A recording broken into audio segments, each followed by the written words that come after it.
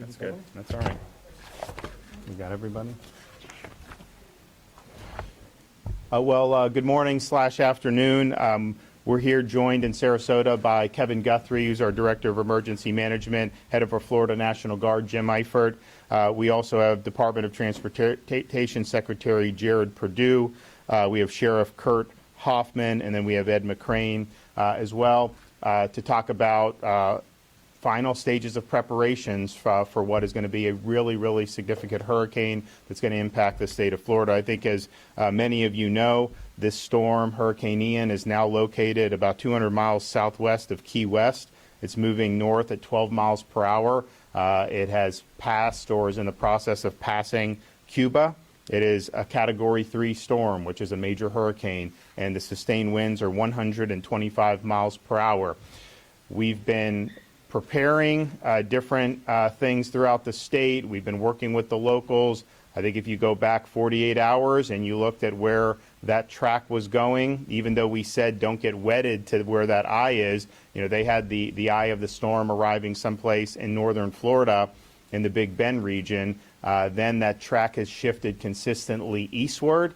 As we went to bed last night, the anticipation was a landfall in the Tampa Bay area. And now the models this morning, both the European model, the American model, the ICON, all have it coming into the Sarasota region. The 11 a.m. advisory from the National Hurricane Center, they revised their guidance to see it south of Tampa Bay into this region. Now, that's still not set in stone. I'd say anyone on the Gulf Coast prepare for impacts, and that was true even when it was going to make landfall places further north. We knew that there would be big storm surges as far south as Collier County. So that's what we're dealing with here, though, is continued preparations, heeding the warnings and the evacuation orders that we have from our local officials, and you're going to hear from that some additional guidance here in Sarasota. People remember Charlie was earmarked to go into Tampa Bay. It turned south and impacted places, particularly like Charlotte County. This is a little bit different than that because it is a big storm. It is going to kick up a lot of water as it comes in, and you're going to end up with really significant storm surge. You're going to end up with really significant flood events. And this is the type of storm surge that is life-threatening. Another factor that they're forecasting now is it makes landfall somewhere, let's say it's in Sarasota County. Most of the forecasts have it slowing down to almost a crawl, and what that means is it's going to dump an inordinate amount of rain.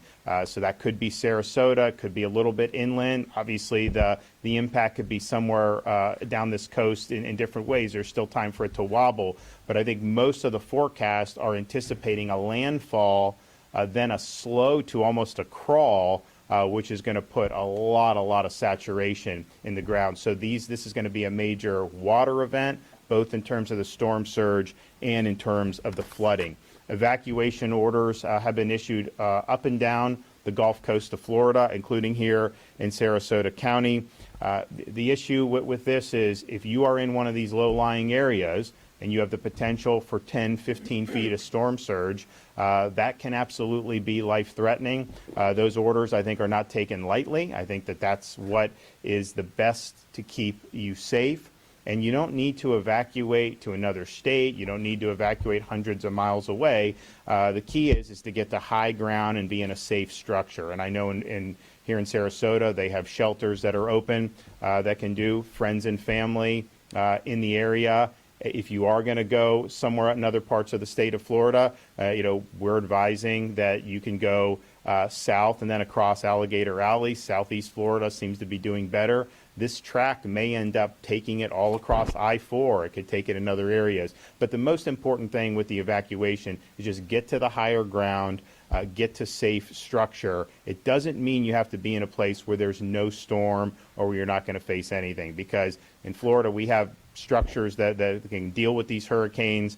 It's hard to deal with 10 feet of water, and that's really what is underlying the evacuation notices. If you're in the barrier islands, if you're in some of the places that are susceptible to that, you are in risk.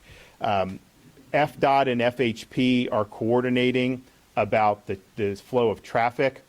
As of now, on 75 out of here, it's moving. We have had increased folks on the road starting yesterday, heading eastbound on Interstate 4. I think you're going to continue to see it pick up on I-75 now that the track has shifted further south into this part of the state. FDOT is prepared and FHP are prepared to open the shoulder to emergency use for evacuations. But that will happen once the sustained traffic goes under 40 miles an hour. I've not reached that point yet, and so when you do, then they will do it. The people sometimes ask, are you going to do all lanes on both sides one direction? FDOT has studied that over like 10 years, and they've determined that's not the most effective way to do it. You need people to be able to get into the storm for supplies and rescue and whatnot. So the emergency lanes, that is going to be the first step. Of course, we've suspended tolls in the affected areas, and we will keep those suspended, and we will expand that as need be. Fuel is still being provided. I know there's a lot of people out getting fuel. We've seen lines, but you still see they're going to keep providing that until it's no longer safe to do so. And then, of course, once the storm hits and passes, that's going to be a priority to clear the roads so that we're able to get the fuel back to the gas stations. People should anticipate losing power. Just when you have a storm of this magnitude, that's what happens. It knocks down trees, it knocks down power lines. So when you're making preparations, just be prepared to be able to make do without having consistent power. And that may be a matter of days. It may be more than just a few days. It really depends on the intensity of the storm, and it depends on how much structural damage is done to the underlying infrastructure that powers our state. Of course, we have, I think we've got over almost 30,000 folks that are now stationed in various companies that are going to be ready to go and work to get the power back on once the storm has passed. We also know that people who are evacuating may not necessarily want to do a shelter. Maybe they don't have family. Maybe they want to do a hotel room. Well, Visit Florida has partnered with Expedia to launch an emergency accommodation page. Anyone who's been ordered to evacuate can use this page to find available accommodations in other areas of the state. Just go to expedia.com/Florida, expedia.com/Florida. We have probably more than 2.5 million people right now that are under some form of an evacuation order. So we understand there's going to be a need to use everything at our disposal, not just shelter, not just friends and family, but also available hotel rooms. Know your evacuation zone. You're going to hear another announcement here in a minute from Sarasota. FloridaDisaster.org/plan-prepare. FloridaDisaster.org/plan-prepare. If you go there, you can determine where your evacuation zone is. It's different from the FEMA flood maps. This is something that is impacting whether you should evacuate in the case of a storm, and that is what your local emergency managers are relying upon. Don't leave your pets behind. We need to make sure we're taking care of the pets. There are pet-friendly shelters. There's information about planning for taking care of your pets in the times of disaster at FloridaDisaster.org/plan-prepare, FloridaDisaster.org/plan-prepare. We have shelters open here in Sarasota and surrounding counties, and that's something that's going to be very, very important as the next day or two goes on. And if you want to see where the available shelters are in your area or even in other parts of Florida, you can go to FloridaDisaster.org/shelters, FloridaDisaster.org/shelters. We are continuing to forego tolling, and we may expand that as need be. We have 35 school districts that have announced closures, and more may happen as the track becomes more certain. If you want the latest up-to-date information on schools, go to fldoe.org/storminfo. That's fldoe.org/storminfo. We have 5,000 Florida National Guardsmen that are activated and that are staging and that will be ready to go and help people who may need help once this storm hits. We've got another 2,000 from neighboring states. We have urban search and rescue teams that are activated, and we have another 3 that are on standby should their services be required. Florida Fish and Wildlife, they're activated, they're standing by, both in terms of vehicles that they would use to traverse water, as well as aviation assets. That's all tools will be at the disposal. We have FHP with 12-hour shifts and additional state troopers that have already been mobilized to the Gulf Coast of Florida. And of course, we now have Coast Guard. Who's in the Coast Guard at the EOC right now? Admiral McPherson. Yeah, we have Admiral McPherson is at the EOC in Tallahassee. So we appreciate the Coast Guard being there and offering support if need be.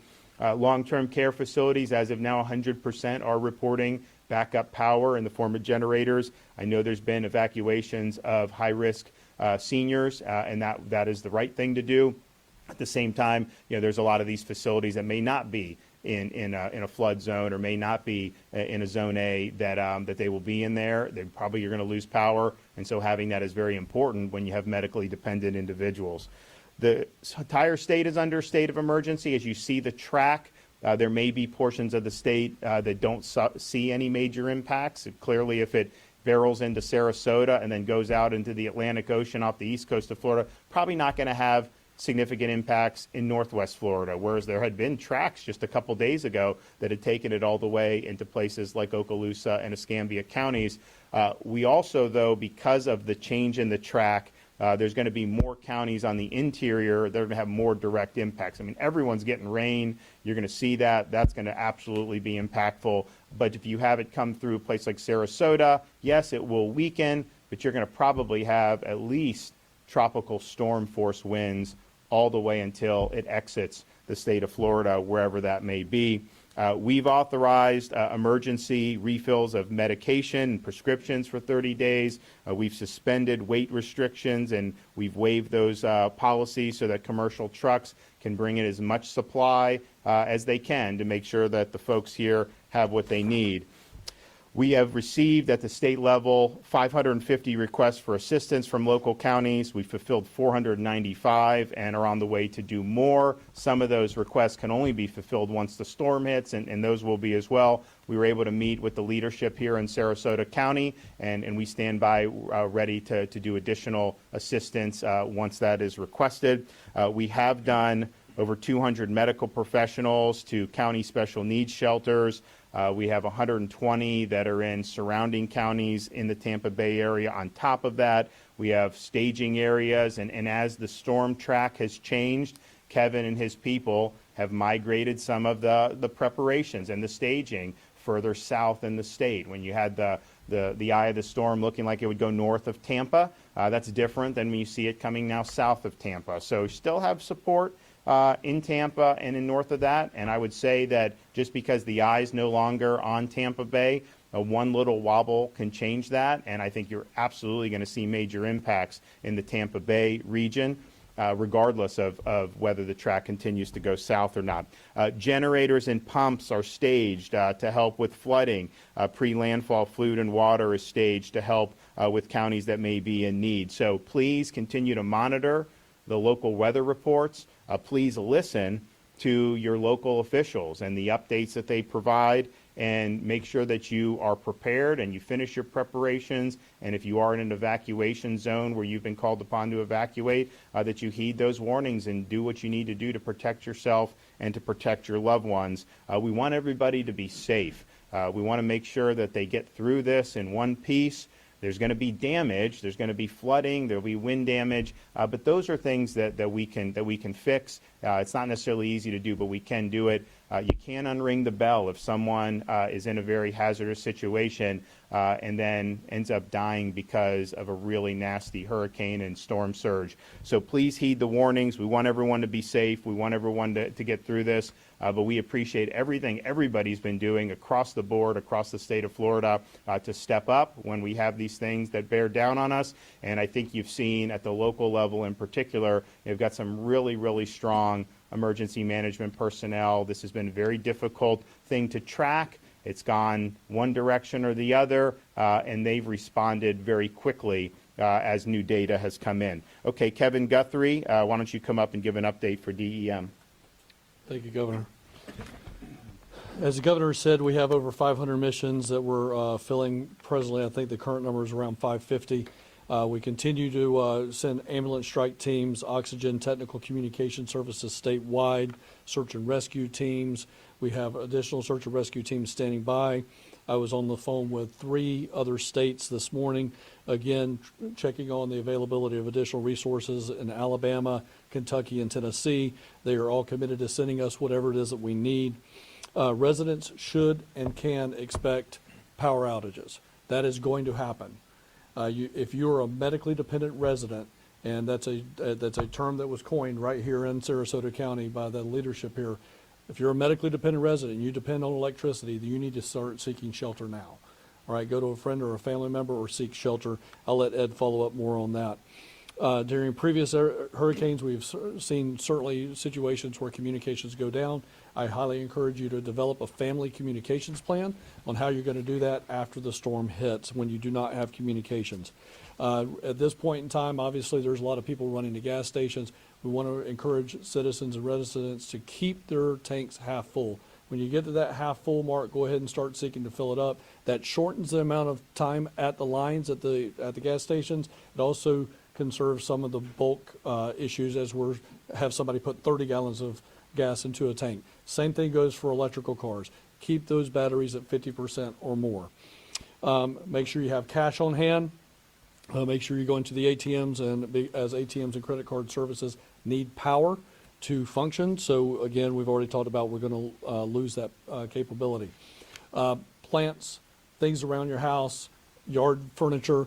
Go ahead, if if it's out there on the lawn, go ahead and get it in. Make sure it's secure inside of a garage or some other area. The last thing that I will talk very briefly about is many people are having trouble navigating websites and whatnot. There's so much information out there. Where can you go to get the best information? I know Ed is going to mention the local call-in center number here, but for us at the Florida Division of Emergency Management, we do have the SAIL line, the State Assistance Information Line, up and running, and I will give you that 1-800 number. If you have any information as it relates to the state, you can contact us at 1-800-342-3557. I will say that again. It's 1-800-342-3557. You can also follow us at the Division's Facebook page and on Twitter at FLCERT. That's FLSERT. Governor, again, thank you for your leadership on this. Okay. All right. Ed McCrane, Sarasota County EM Director. Thank you, Governor. Yep. Good afternoon. Here at the Sarasota County Emergency Operations Center, we continue to monitor the path of impacts. We really appreciate the support of Governor DeSantis and Kevin Guthrie from the Florida Division of Emergency Management. Great partners that just being here tells us that we have that support. They continue to work together with our school, law enforcement, municipal partners to get the word out. We previously evacuated level A. That's in the process today, which is all the red on our map, all barrier islands, low-lying areas prone to flooding, which includes mobile homes, RVs, and those that live on boats. And that mobile home park can be anywhere in the county. If you look at the Sarasota County evacuation map, you'll see red shapes throughout the map. Those are mobile home parks, and they are part of level A. Because of the change in the track and the information we received from the National Hurricane Center and the Weather Service this morning, we are now adding level B. At this point, right now, we're adding level B, which will encompass a few more areas of the county adjacent to those level A red areas. To find the nearest evacuation center, visit scgov.net/beprepared, or you can call 311. All 12 evacuation centers for general population are open. We began accepting evacuees at noon today. And we have 2 medical dependent. At this point, the medical dependent process is not as it would be during blue sky. You need to call 311 so we can do a quick triage and get you into the system. Don't go in and try to fill out the form and expect it to be acted on quickly, as we're already in the process of moving people. Evacuation centers, though, like the governor said, should be your last resort. They're the lifeboat. You should go to friends or family if you can. And you don't have to go hundreds of miles. You can go tens of miles. You can choose east-west routes like 72, 70, 64, or like the governor said, go south on 75 and seek refuge down there. Our buses are serving at the transportation rally points. We will end those services tonight at 8 p.m. or once winds reach 35 sustained. The bridges will remain open for vehicular traffic, but once winds get to 35, the U.S. Coast Guard will issue a notice that the bridges will be closed to marine traffic. And let me emphasize that there's a lot of misconception about that. We do not leave the bridges in the up position to close them. They are down, locked, the equipment is removed, the bridge tender leaves, and law enforcement may be placed there to prevent people from going back west over the bridge unless they have an emergency situation. Utilities will be shutting off water service to all residents and businesses located on Siesta Key after 5 o'clock this evening. City of Sarasota may be doing the same on Lido and that area, so keep that in mind. Solid waste collection services have been canceled. The landfill is closed. We asked our community continue to be smart, make their preparations now, and follow evacuation notices when issued. If you're going to an evacuation center, eat before you go.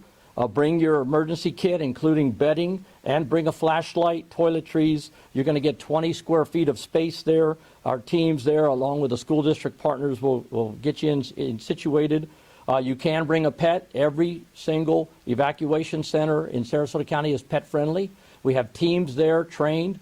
Our school partners, we decided that after Hurricane Irma because everybody came to every shelter with pets. So we are prepared for that now. Continue to monitor local media, county social media, and please register for emergency notifications by going to alertsarasotacounty.com. Okay. All right. We also have from the Department of Transportation, our Secretary, Jared Perdue. Thank you, Governor. As the Governor mentioned, we have suspended tolls to aid in evacuations in the impacted areas, specifically Alligator Alley and many of the toll facilities in the Tampa region. We will continue to monitor the path of the hurricane, and as needed, we can expand those toll suspensions. We've begun locking down and fortifying all of our construction projects. Our coastal projects, we obviously secure and lock down the barges and cranes, and also open all the travel lanes on all of our inland projects to aid in evacuations. For our bridges, we monitor those very closely with FHP. When wind speeds on the bridges reach 40 miles per hour, we coordinate closely with FHP and local law enforcement and begin shutting those bridges down to traffic for safety of the traveling public. We'll continue to monitor that as the storm progresses. We're going to continue staging resources nearby for post-storm bridge inspections. This is a priority for us, especially for our coastal bridges. We'll start there. We deploy resources immediately after the storm, and it's safe to do so in order to inspect those bridges, make sure they're safe for passage, prepare any repairs that are needed to get them open for the life safety mission, and also getting supplies in and out. The staging of resources for post-storm events in terms of roadway clearance and supporting the life safety mission is currently ongoing, and we're also coordinating very closely with our utility partners to aid in the power restoration after the storm makes impact. We're going to continue close coordination with FHP, Georgia DOT, Florida DEP, and U.S. Coast Guard on additional needed actions. All of our ports, our seaports, currently have adequate fuel supplies.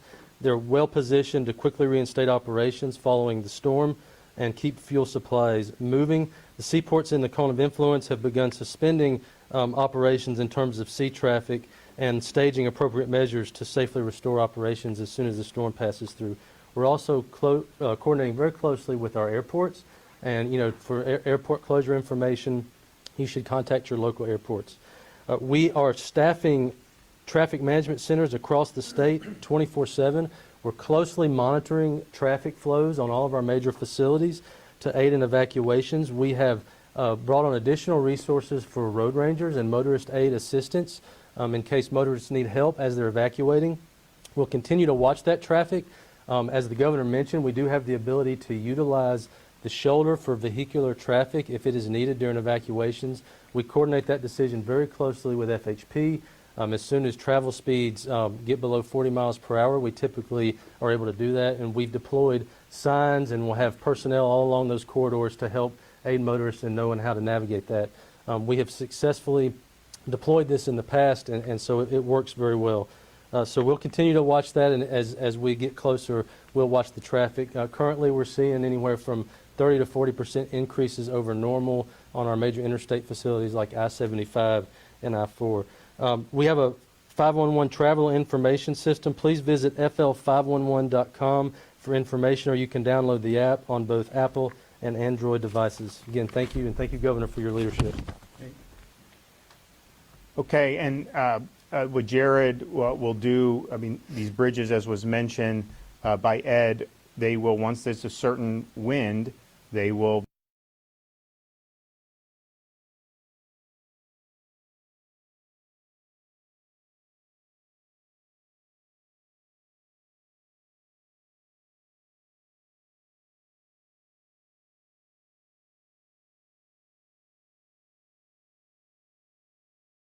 get in, look at the bridges, make sure that they're safe, and then give the A-OK for people to be able to get back on there and get back to their homes. So you have time today to make the arrangements that you need to make. Listen to the call. If they mention the Zone B, that's not something that's taken lightly. That's something that is looking at the latest weather information that was a lot different than maybe 48 hours ago, and identifying potential vulnerable locations within the county here. And I know they're doing this in other counties with their local EM directors. And so this is going to be a significant storm. You're going to have massive, massive storm surge, a little bit different than when Charlie was supposed to go to Tampa back in 2004 and then went further south.